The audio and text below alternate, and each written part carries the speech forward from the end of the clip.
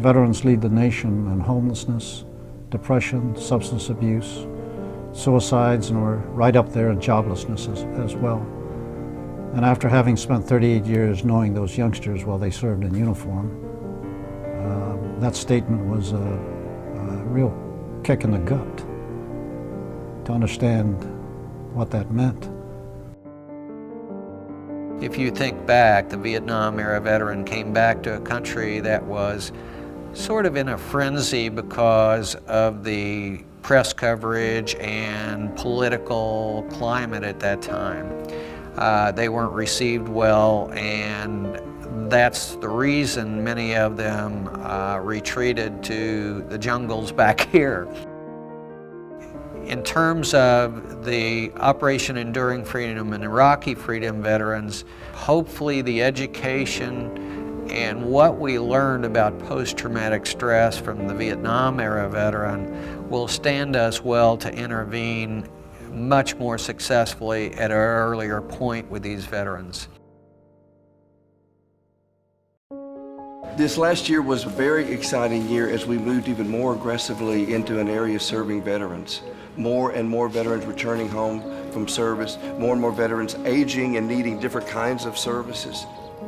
We are now receiving even more requests for those services than we ever have, and yet we've been able to respond to it. That was maybe one of the most uplifting things that happened to us as an organization, but mainly in the street where we had veterans coming to us that had no place else to go. The average veterans have seen things that ordinary people don't. They've seen their buddies blown up. They've seen things that cause trauma. But how we get over that and how we have the ability to bridge that is important. They will provide all of the necessary tools and personnel that will help you to attain a job, to find employment, and to get back to be a functioning member of society. To VOA, I say, thank you, thank you, thank you. It's really difficult for a Vietnam vet, but even now, I'm still a proud veteran. And I did believe in what I was doing, and I still believe what I did wasn't for naught. I went through the program, and it gave me a lot of self-esteem. I was able to transition myself back into the community and play a role in the community and be a part of the community, and I give it all to the VOA for my progress now. It made me the man I am today.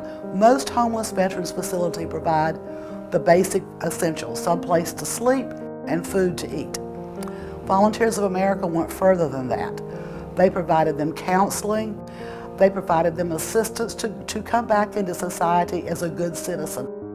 It's not just thanking veterans, it's not what we say, it's what we do. We have to do good work, and I think our communities have to become open to that and have to be more open to helping veterans. So we need to be supportive of the men and women when they come back from a war or conflict, and also the ones that served previously in other conflicts. They have needs too, and if we're not there to meet them, shame on us.